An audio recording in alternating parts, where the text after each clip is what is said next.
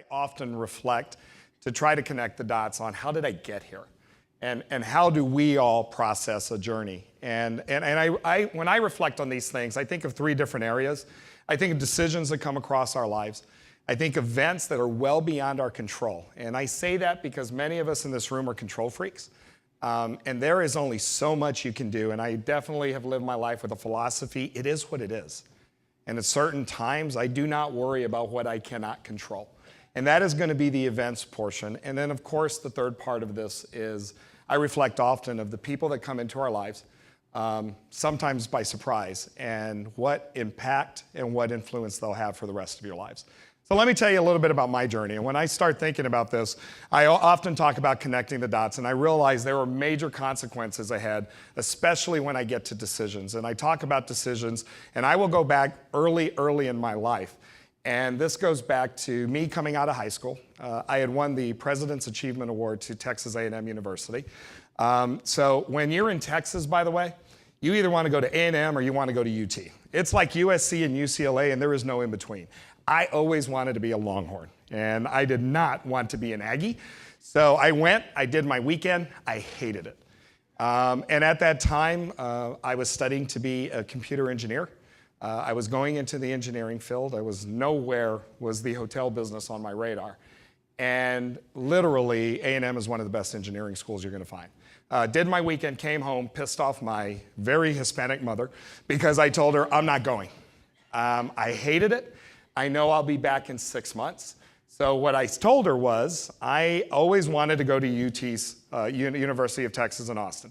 Most important point, growing up in Texas, it's #1 in Texas. It is the place you want to be if you literally want that excitement in an education. And funny thing is, I won the President's Achievement Award at A&M. I was the top 100 finalists for the University of Texas, but I didn't make the top 50. And what's really interesting, I won another small scholarship, and I'm at an award ceremony, and there's a gentleman there that was getting that small scholarship as well, but he won the President's Achievement Award at UT, but wanted to go to A&M. I won the one at A&M to UT. I said, can we just switch? But found out it doesn't quite work that way. So I made a decision, and that decision was impactful because what I said was, I'm going to stay home. I'm going to go to the University of Texas in San Antonio until I've saved enough because my parents could not afford to send me to the University of Texas. I'm going to keep working at the Hyatt in San Antonio. By that time, I wasn't busing. I was already waiting, and then I was supervising shortly after in a restaurant. And once I'm ready, I will go to the University of Texas in Austin. Made my choice, and as I said, I made my bed, and I had to lay in it. Because at that point, my mother was not hearing anything about her helping me at this point because I turned down a lot of money to go here. Well, that decision kept me at the Hyatt San Antonio, so I continued to work there as I went through school. And here's the important part. I can confidently tell you I'm not standing here in front of you today if I go to Texas A&M, because I would have gone down an engineering path. I would have never stayed in the hotel business. I stayed in the hotel business because Ron Agrod, who Kelly mentioned in the intro, he's the one who put me into my first management job. And then I realized this industry was exciting and it was something I want to be in. But here's the most important part. I got to meet this woman at the Hyatt in San Antonio. We've been married 29 years, and candidly, thank you. That applause is for her, by the way, because she's put up with me for 29 years. But I will tell you, I don't meet her. I met her working in the restaurant that I stayed in, and had I gone to A&M, I never meet Marcy. Most importantly, I never get this group of clowns. I never get the rest of my family. And it doesn't mean I wouldn't have a family. It would look very different. And I can tell you, I can confidently tell you how different it would look because this daughter right here, Gabriella, I adopted because I met her when she was 2 years old. And I adopted her when she was 12. But she is part of my life, and she, candidly, out of all the kids, we were probably the closest because of that conversation and how we grew up and the connection we had. None of that happens if I go to Texas A&M University. It changes with the one decision. And I know I am one of these that reflects on those things and understands. That's why I take a lot of time to really think about the decisions and what happens. But let's talk about events, the things you can't control. This is a picture from the San Francisco earthquake in 1989. And I've said this often when I was chair of MPI, which Kelly had talked about. They interviewed me, and I told them if it wasn't for the San Francisco earthquake, I would not be here today. I would not be in this industry. I would not be standing on this stage. And I got this little cock of the head saying, what are you talking about? How does that make any sense? Well, for those of us that are old enough to remember, it was during the World Series that the earthquake hit in 1989. And it was the Bay Series, if you remember. It was the Giants and the A's. They're playing. We're watching it live on TV, and it was devastating, and you see the pictures. But the point of the story is the food and beverage director who started me at the Hyatt in San Antonio, he had literally moved to the Hyatt Burlingame 2 weeks before the earthquake. And that earthquake literally shut down that hotel because there was so much damage they had to go back and rebuild it. So they took the entire crew from Hyatt Burlingame and they moved them to the Hyatt Suites in Palm Springs to open up Hyatt's first all-suite property. And I get a phone call, I'm in Austin, and I get a phone call from that food and beverage director that says, do you want to come to Palm Springs? I said, yes. And the interesting thing is I had to go pull out an almanac because this is before the internet. I didn't know where the hell I was going. I didn't know where Palm Springs was. But I wanted to work for Pat Donnelly again, and I would be there in a heartbeat. So, okay, I'm coming to Palm Springs. And by the way, when you worked with Hyatt, we always had a joke when you worked with them. I worked with them for 8 years. Hyatt stood for have your ass there tomorrow. And literally, I got the call on Friday, and I was there on Monday. And that's how I ended up in Palm Springs. So why is that important?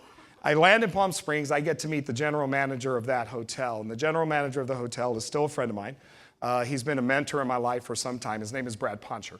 And Brad Poncher ran Hyatt's worldwide sales office at one time. About 9 months into it, he looked at me and said, why the hell aren't you in sales? And I didn't even know what sales was. I thought they were the people that came into the restaurant and were a pain in my butt while they were trying to order. And that was all I knew about the discipline. He left Hyatt, he took me with him, and literally I learned the sales discipline from one of the best one-on-one. And also realized that there was life after Hyatt. I always had this dream that I was going to be in operations, I was going to be a general manager. I had no idea I would be in sales. But meeting one person because of one event completely changed my life. And again, I can confidently say I wouldn't be standing here on stage today if I don't meet Brad Poncher and that earthquake doesn't happen for me to actually meet Brad. That is the reflection I continuously go through in this journey. Because I think it's important to understand there's nothing I could have done to control that, except I made the decision to say yes. And that decision, again, led me to a path that leads me here. And then we talk about people. And we all have a lot of people that impact us in a lot of different ways, but I'm going to get very personal and tell you about my journey. And my leadership journey started at John Jay High School in San Antonio. And in San Antonio, starting at 14 years old, I was part of the John Jay Student Council, and I was more importantly part of the Texas Association of Student Council. This consumed my life. I went to leadership workshops in the summer. I was a junior counselor at leadership workshops. I came this close to being state president for the Texas Association of Student Councils. We lost in a runoff.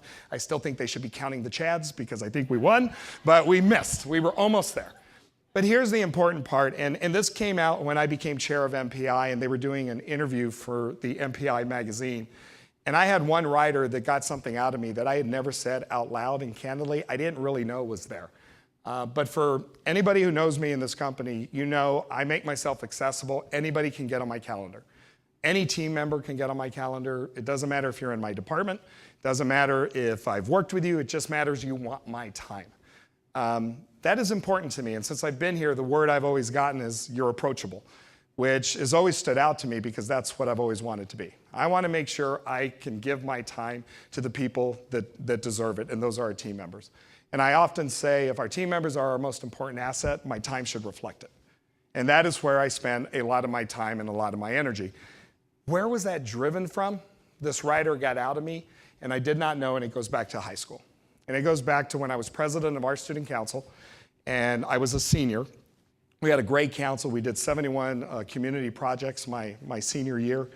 We won 4 state awards that year, so it was just a rocking team. And I had a really great leadership team that was part of that.